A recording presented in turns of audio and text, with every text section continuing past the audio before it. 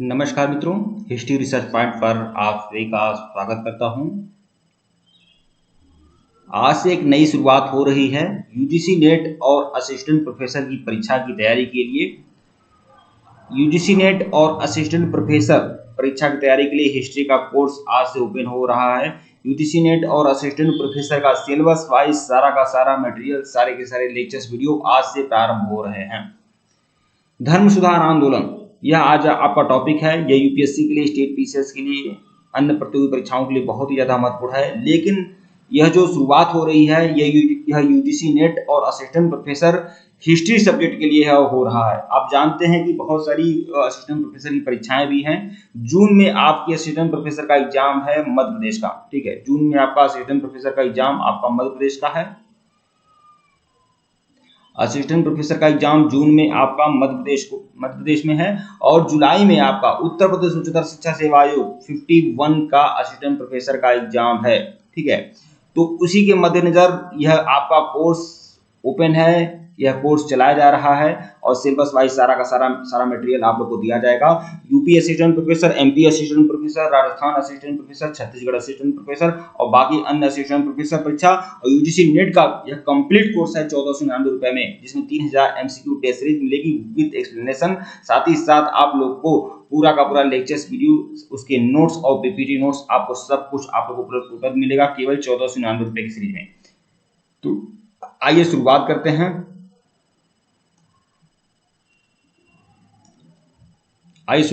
धर्म सुधार आंदोलन, यह आपका टॉपिक है। धर्म सुधार आंदोलन यह आपका टॉपिक है। जो यूरोप में धर्म सुधार आंदोलन हुआ था उससे संबंधित यह टॉपिक है। और हमारा ऑफिशियल व्हाट्सएप नंबर डिस्क्रिप्शन में है, ऊपर भी शो हो रहा है और यहाँ पर भी है 8318397276 हमारा ऑफिशियल व्हाट्सएप नंबर है, मैसेज कर सकते हैं। उत्तर प्रदेश और मध्य प्रदेश असिस्टेंट प्रोफेसर की तैयारी के लिए 1499 रुपए का कोर्स है यूजीसी नेट और किसी भी असिस्टेंट प्रोफेसर की परीक्षा के लिए, ठीक है। और सिलेबस वाइज सारा का सारा मटेरियल आप लोग को दिया जा रहा है। धर्म सुधार आंदोलन यह टॉपिक है आज का आप लोग का। देखिए, धर्म सुधार जो हुआ था वह यूरोप में हुआ था और यूरोप में इस प्रकार, देखिए, एक धर्म सुधार आंदोलन आपका भारत में भी हुआ था, हमारे देश में भी हुआ था। जब हमारे देश में आधुनिकता आई तो सबसे पहले धर्म सुधार आंदोलन का प्रवर्तक जो हमारे देश में कहा जाता है वह राजा राममोहन राय को कहा जाता है। आप सोच सकते हैं, इतना प्रगतिशील समाज होने के बाद भी हमारा भारतीय समाज इतना प्रगतिशील समाज हो चुका है, ठीक है। 21वीं सदी में हम लोग पहुंच चुके हैं, लेकिन उसके बावजूद भी बहुत सारी दिक्कतें समाज में, बहुत सारी बुराइयां अभी भी हैं। अब आप समझ सकते हैं कि 8 से 250 वर्ष पहले, मतलब 200 से 250 वर्ष पहले, जब राजा राममोहन राय, ईश्वरचंद्र विद्यासागर जैसे महान लोगों ने जब समाज में सुधार लाने का कोशिश प्रयास किया होगा तो कितना विद्वेष उन लोगों को झेलना पड़ा होगा, ठीक है। तो भारत में भी धर्म सुधार आंदोलन हुआ था और आज हमारा भारतीय समाज हर बुराई से निजात पा चुका है और कुछ बुराइयों से लड़ भी रहा है। लेकिन यूरोप में भी इस तरह का धर्म सुधार आंदोलन हुआ था, यूरोप में हुआ था और क्रिश्चियनिटी के अंदर हुआ था, मतलब ईसाई धर्म के अंदर ही धर्म सुधार आंदोलन हुए हैं। देखिए, हिंदू धर्म में भी धर्म सुधार आंदोलन हुआ है, ठीक है। हिंदू धर्म की बुराइयों को दूर करने के लिए 600 BC में धर्म सुधार आंदोलन हुआ। फिर 14वीं 15वीं सदी में भक्ति आंदोलन हुआ। फिर औपनिवेशिक काल में भी जब अंग्रेजों का शासन था तब धर्म सुधार आंदोलन हुआ। तो हिंदू धर्म में बहुत बार धर्म सुधार आंदोलन हुआ है। फिर देखिए, सिख धर्म में भी धर्म सुधार आंदोलन हुए हैं, ठीक है। और क्रिश्चियन में भी धर्म सुधार आंदोलन हुआ है। तो जिस धर्म में बार बार सुधार होता है, बार बार उस धर्म की बुराई के लिए उसी धर्म के लोग आगे आते हैं, वह धर्म और उस धर्म के लोग अच्छे होते हैं और समाज में प्रगति करते हैं। अब आप समझ सकते हैं कि कौन सा ऐसा धर्म है जिसमें कभी सुधार हुआ ही नहीं, जो लिख दिया गया बस उसी को फॉलो किया जा रहा है, आंख पर पट्टी बांधकर फॉलो किया जा रहा है, ठीक है। तो यह सब नहीं होना चाहिए, बिल्कुल नहीं होना चाहिए। बुराइयों का अगर कोई समाज, कोई देश में अगर कोई धर्म है तो वह बिल्कुल समाज और देश के लिए खतरा है, ठीक है। तो धर्म सुधार तो होना चाहिए। क्रिश्चियन में भी हुआ है, सिख में भी हुआ है, हिंदू धर्म में भी हुआ है, ठीक है। लेकिन कुछ ऐसे लोग होते हैं, कुछ ऐसे भी तत्व होते हैं जो सुधार के खिलाफ होते हैं। नहीं, बिल्कुल नहीं, जो लिख दिया, जो जैसा है वैसा ही है, बिल्कुल नहीं, अक्ल लगाने की जरूरत नहीं है, ठीक है। तो आइए धर्म सुधार आंदोलन के बारे में देखें। जो क्रिश्चियनिटी में जो धर्म सुधार आंदोलन हुआ था यूरोप में, उसमें क्या खास था। देखिए, 16वीं सदी के प्रारंभ में समस्त पश्चिमी यूरोप धार्मिक दृष्टि से एक था। सभी ईसाई थे, सभी रोमन कैथोलिक चर्च के सदस्य थे, ठीक है। उसकी परंपरागत शिक्षा को मानते थे और धार्मिक मामलों में उसके रोम के पोप का शासन स्वीकार करते थे।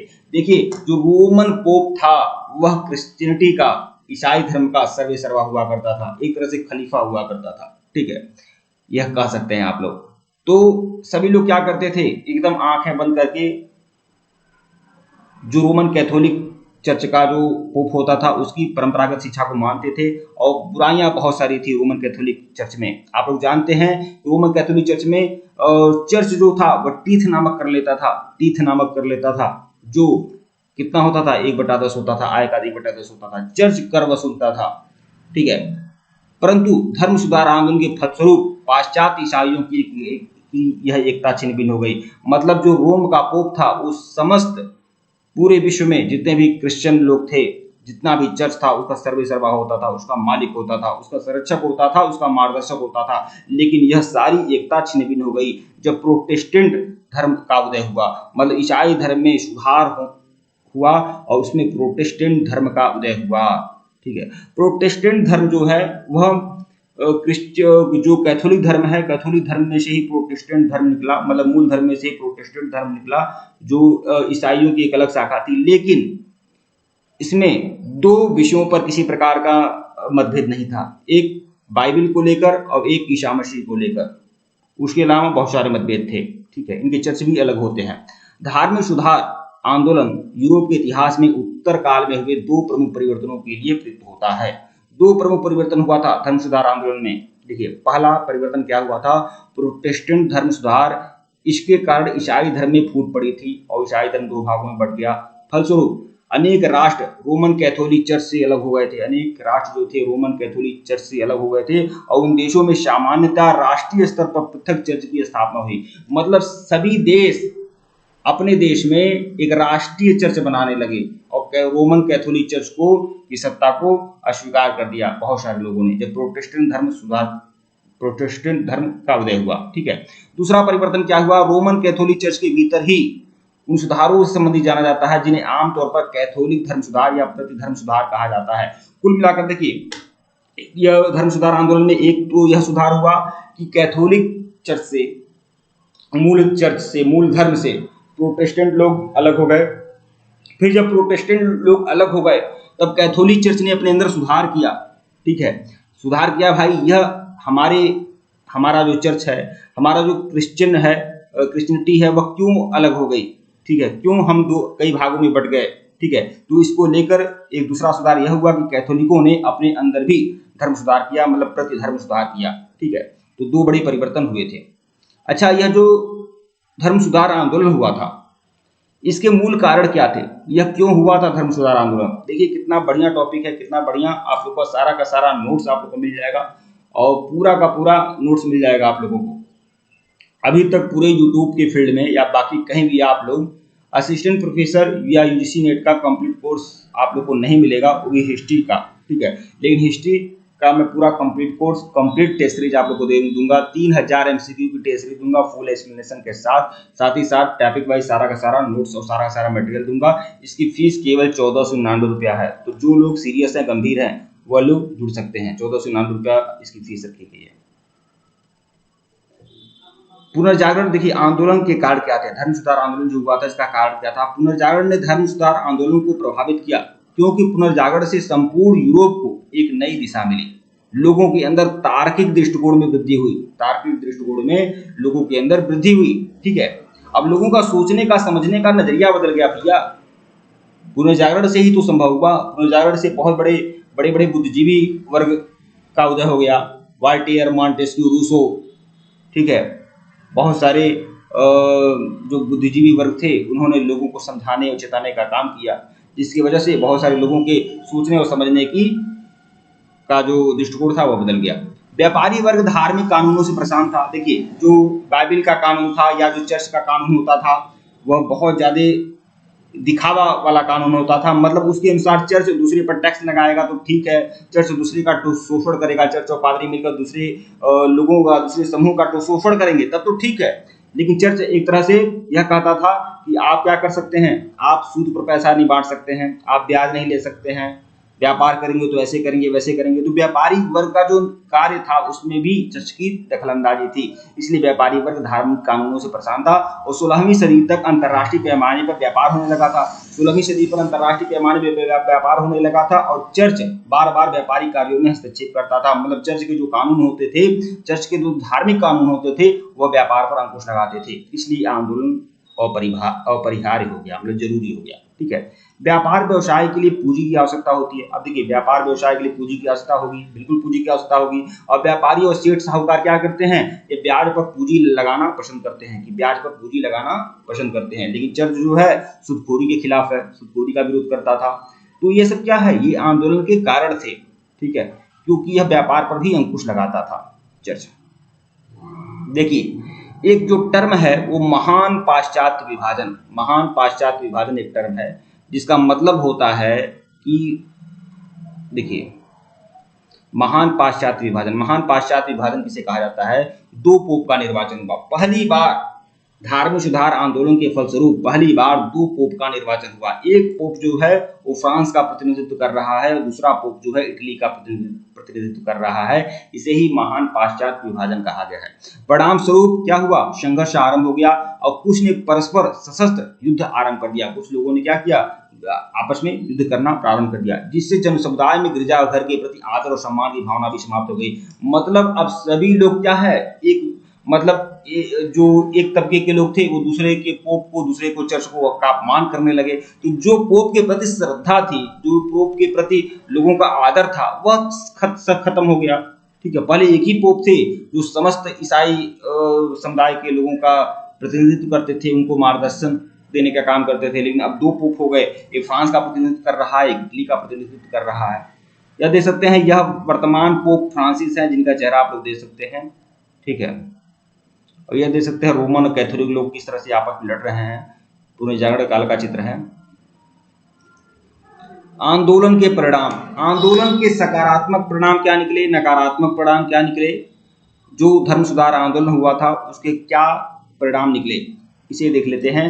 तो धर्म सुधार आंदोलन ने राष्ट्रीयता की भावना को बढ़ाया। अब धर्म सुधार आंदोलन क्या किया, राष्ट्रीयता की भावना को बढ़ाया। मतलब राष्ट्रीयता की भावना का मतलब ये है कि यूरोप के जो बाकी देश थे, बहुत सारे जो यूरोप के अलग अलग देश थे, स्पेन था, फ्रांस था, जर्मनी था, रूस था, ब्रिटेन था, ठीक है, इंग्लैंड था, इटली था, आयरलैंड था, ये जो यूरोप के अलग अलग देश थे वह बस एक ही चर्च को में श्रद्धा रखते थे, एक ही चर्च में श्रद्धा रखते थे, एक ही पोप में श्रद्धा रखते थे। और वह जो चर्च और पोप जो था वह कहाँ का था, इटली का था। ठीक है, तो इसमें राष्ट्रीयता की भावना तो लोगों के अंदर नहीं थी। लेकिन धर्म सुधार आंदोलन हुआ, लोगों ने अपना राष्ट्रीय चर्च बनाया। ठीक है, अपने अनुसार, अपने देश के कानून के अनुसार उन्होंने धार्मिक कानून लागू किए। ठीक है, और धर्म सुधार आंदोलन ने राष्ट्रीयता की भावना को इस तरह से बढ़ाया। केवल फ्रांस और स्पेन को छोड़कर यूरोप के अधिकांश देशों में कैथोलिक और प्रोटेस्टेंट के बीच धर्म के नाम पर युद्ध हुआ।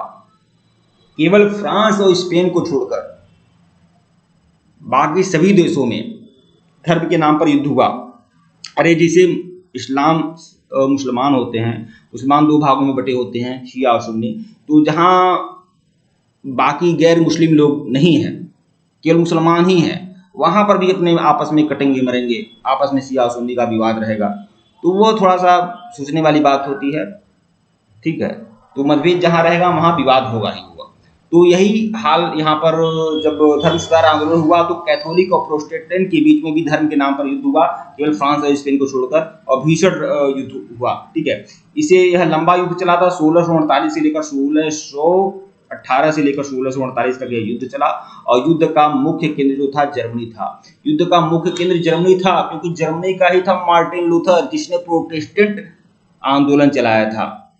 और उसने, मार्टिन लूथर ने जर्मन भाषा में बाइबल का अनुवाद भी किया था। पहली बार जर्मन भाषा में बाइबल का अनुवाद होता है।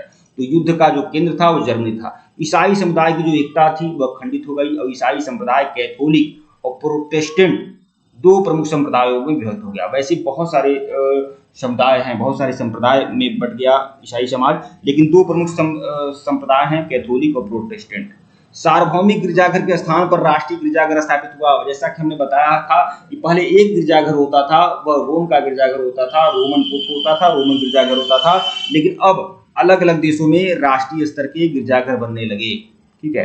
ईसाई धर्म में कई संप्रदाय बढ़ गए। ईसाई धर्म जो है कई संप्रदायों में बढ़ गया, और प्रोटेस्टेंट, कैथोलिक, लूथेरियन, ज्विंगली और प्रेस्बिटेरियन, यह भी अलग अलग समुदाय में ईसाई समाज बट गया।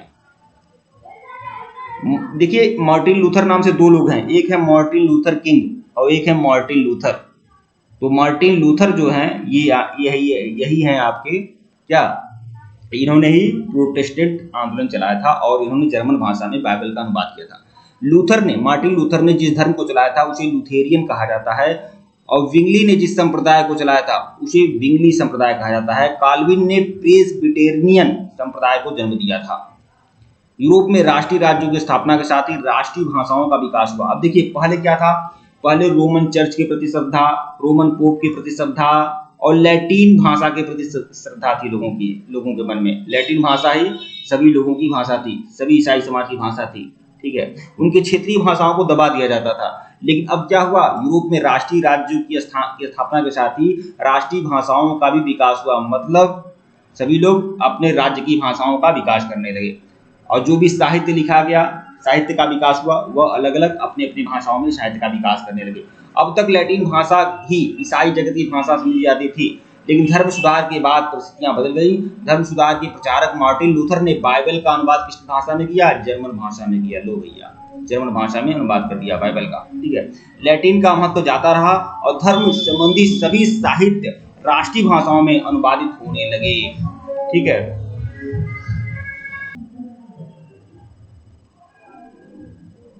आगे देखेंगे कि मार्टिन लूथर के बारे में, लैटिन का महत्व तो नहीं था, और धर्म संबंधी सभी साहित्य राष्ट्रीय भाषाओं में अनुवादित होने लगे और प्रकाशित होने लगे। धर्म सुधार आंदोलन में धर्म के मूल स्वरूप के लिए कोई चुनौती नहीं थी। देखिए, जैसा कि हमने बताया था कि धर्म सुधार आंदोलन जरूर हुआ था, लेकिन वह ईसा मसीह की मान्यता देता था, बाइबल को भी मान्यता देता था। मतलब ईसा मसीह और बाइबल के प्रति अनास्था क्रिश्चियन ईसाई समुदाय के किसी भी शाखा ने नहीं किया। ठीक है। और ये मार्टिन लूथर की फोटो आप लोग दे सकते हैं, इनकी वजह से ही धर्म सुधार आंदोलन हुआ। 16वीं सदी में जर्मनी के मार्टिन लूथर के नेतृत्व में एक महान धर्म सुधार आंदोलन की शुरुआत हुई, जिसने पोप एवं कैथोलिक चर्च की निरंकुश सत्ता की सीधी चुनौती दी। इस विद्रोह के परिणाम स्वरूप प्रोटेस्टेंटवाद की उत्पत्ति हुई थी। तो यही मार्टिन लूथर है। ठीक है। एक है मार्टिन लूथर किंग, वह अमेरिका के राष्ट्रपति थे। ठीक है। मार्टिन लूथर एक प्रसिद्ध धर्म सुधारक थे, जिनका जन्म जर्मनी में 10 नवंबर 1485 को हुआ था। इन्हें रोमन कैथोलिक चर्च में होने वाली बुराइयों का विरोधी माना जाता है। मार्टिन लूथर धार्मिक बुराइयों को दूर करने के लिए एक शिक्षक के रूप में भी थे, एक चर्च सुधारक भी थे, और पादरी के रूप में भी जाने जाते हैं। तो ये है मार्टिन लूथर। ठीक है मित्रों, वीडियो को लाइक और चैनल को सब्सक्राइब करेगा, टेलीग्राम को बिल्कुल ज्वाइन करेगा, लिंक डिस्क्रिप्शन में दिया गया। अगर इसके पहले का वीडियो नहीं देखे हैं, अभी तो पहला वीडियो है ना। ठीक है। यूजीसी नेट और असिस्टेंट प्रोफेसर की परीक्षा के लिए पहला वीडियो है, पहला लेटेस्ट वीडियो है। और यूजीसी नेट और असिस्टेंट प्रोफेसर, चाहे यूपी असिस्टेंट प्रोफेसर हो, चाहे एमपी असिस्टेंट प्रोफेसर हो, ठीक है, चाहे बाकी असिस्टेंट प्रोफेसर की परीक्षा हो, सबकी तैयारी मैं कंबाइन में करा रहा हूँ। 1499 रुपए का सीरीज है। आप जो भी लोग देख पा रहे हैं, सुन पा रहे हैं, हमारे सीरीज को ज्वाइन कर सकते हैं। ऑफिशियल व्हाट्सएप नंबर डिस्क्रिप्शन में दिया गया है और यहाँ पर भी शो हो रहा है। इसमें आपको 1499 रुपए का कंप्लीट कोर्स है, और इसमें 3000 एमसीक्यू की सीरीज भी मैं दूंगा, टेस्ट सीरीज भी दूंगा फुल एक्सप्लेनेशन के साथ ही साथ टॉपिक वाइज सारा लेटेस्ट वीडियो और नोट्स भी आप लोग को उपलब्ध कराए जाएंगे। ठीक है मित्रों, धन्यवाद आप लोग को।